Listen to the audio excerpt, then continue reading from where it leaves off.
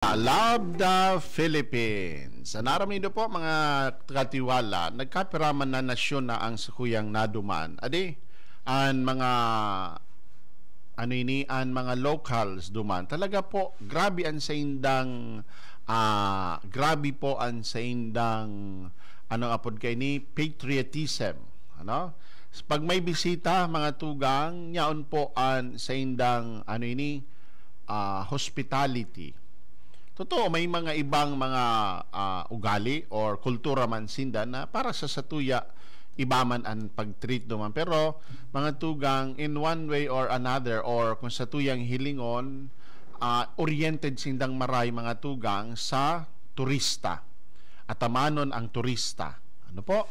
Sa satuya po mga katiwala na pagbalik, aramon niya to or satuya po ang pag-iristoryahan ang kahalagahan kang tourism sa sarong nasyon or sa sarong komunidad kumbaga. Tangani po, mas lalo man po kita mga tugang na lalong-lalo na uya kita digdi sa Legazpi na nabilang sa saro sa pinaka safe na pasyaran. Ano po? Natangani po ma-orient man po kita sa kahalagan kay ni sa satuya pong ekonomiya sinsiring man sa satuyang pakikipagrelasyon lalong-lalo na sa mga dayuhan sa satuyang komunidad. Mabalik po kita mga tugang, dyan lamang po kamo. Salamat kami katiwalang din sa mga dagdag na informasyon halik dyan sa luwas. Padagos kita mga tugang kan satuya pong pagrestoryahan. Ito nga ni po mga katiwala na ang kagayunan o ang benepisyo kan turismo sa satuyang nasyon. Ano po? Enot, sinasabi digdi sa satuya na saro sa mga benepisyo kan turismo, yun po ang economic growth. Ano? Ang dagdag na ekonomiya sa satuyang komunidad. Ang turismo mga tugang minakrear nin mga trabaho sa mga hotel, mga transportasyon, mga restaurants, as in local markets. Ade, siring man pinapakusog ka ini ang ekonomiya kang nasyon sa paagi kang pag-spend or paggastos kan mga turista sa indang mga buwis, as in siring man kang foreign exchange earnings. So ini ang economic growth mga tugang sa mga lugar na sa kuya man po mga katiwala na nadumanan. Ano po? Totoo ang pagkrear nin mga trabaho. Duman sa Vietnam mga tugang na na naduman huya na so tibo Magayon na ito, nanado. So, tibo mga katiwala, ginibong tourist spot. Tibo na sana ito mga katiwala. Tigdi sa tuya sa Pilipinas, nakulo na tibo. Alaga na nagigibo kang tibo. Nagiging basurahan. Ade, nakulo na basura. Nagiging star kan mga tao. So, mga nagharali duman sa nagharali mga katiwala ang naglilipat sa ibang lugar, itong mga timberland. Pero dumaan mga katiwala, sutibo, garo may sapa or sadit na salog, ginibo ninda, pinadakula mga katiwala. Tapos, ito na nga na may mga bilog. So, bilog na sakayan, garo kasko, garo nigo. Sa indang pinagibo duman. Tapos, tigpa pa sakay duman mga katiwala, tigpa pa pataw-pataw duman sa tibo, tapos tigpa para pataririk urog mahon mga katiwala sa mga turista painda ito parte na kang tour ito tapos sa katiwala so nagkakaigwa po nin trabaho. Maki mo po ito mga katiwala. Itong may mga babae, minsan nga may mga maedad na nagsasagwan mga katiwala. So nagkakaigwas nila ng trabaho. So kadakol mga katiwala. So roal daw igwa duman na nagsarakay sa bilog-bilog. Anday ko nalingawan ko so ang ngaran kay itong garo sa kayaninda.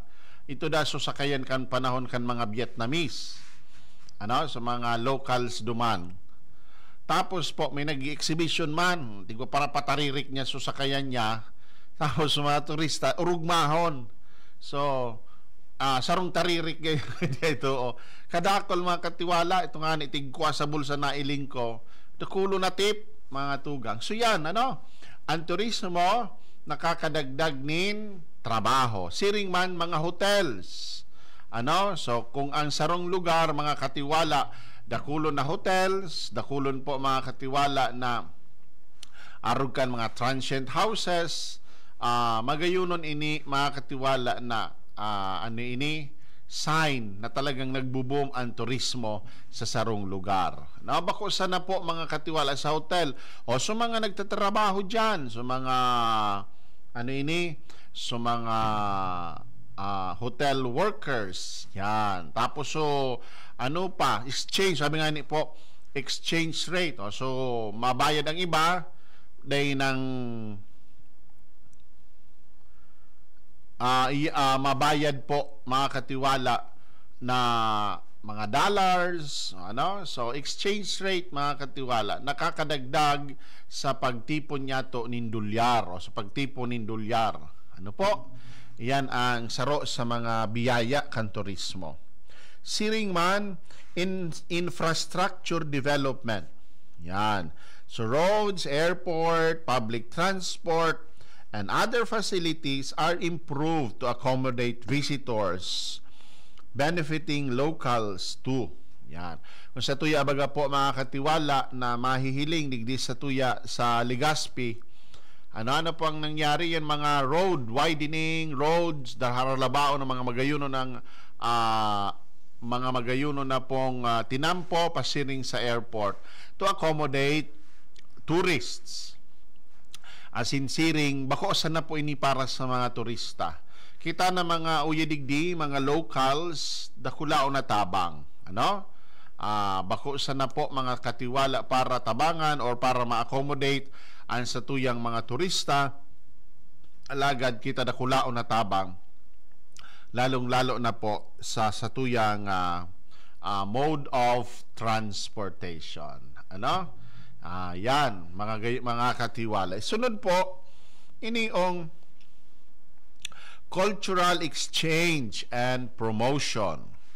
Ang mga turista nakakaukod manunungod sa satuyang nasyon, sa tradisyon, sa mga pag-uugali, asin man sa pamuhay-buhay, na mas lalo nindang nasasabutan ang satuya pong kultura. Siring man ako personally, mas lalo ko man na ako pan po na bilang naging turista sa sarong lugar, lalong-lalo na po mga katiwala itong pinagbanggit sa indang pinag-agihan, ang sa indang pagtubod, way of life, asin siring nagayo ang pinakamagayon, ang kaunon. Ang manlain-lain na pagkakan sa sarong lugar. So sa indang mga pinagmamalaking pagkain. So padagos po niya din sa itong pag-irestoryahan. Mabalik po kita mga katiwala pagkatapos kaining mga pagpagirumdom. Sa tuya pong programa Simbahan na Sin Komunidad. Happy listening po sa gabos niya ito mga katiwala na nagdadangog sa tuya po sa aldaw na ini sa paagi kang online, sa TV man po o sa radyo. Good morning po sa inyong gabos. Salamat po kan sa inyong padagos na pakikisumaro sa tuyang arwal daw na pag-restorya. Kwanta po mga tugang salamat namin katiwalang job sa mga dagdag na informasyon. Inabot na kita nin oras mga katiwala. Padagos siya to sa tuyang restorya sa masunod na programa. Sa masunod na programa. Padagos na po sa tuyang pag-restorya sa aga sin dahil inabot na kita nin oras nin pamamaaram. Sa ngaran po mga katiwala, kan sa tuyang mga katiwala na nakaibahan sa programang ini, mga tugang salamat po sa indo, padagos po kitang mag-ingat, bendisyonanin mahal na Diyos, sinsiring na gayo, padagos po nyatong pag-irestoryahan ang mga pangyayari sa satuyang simbahan asin komunidad.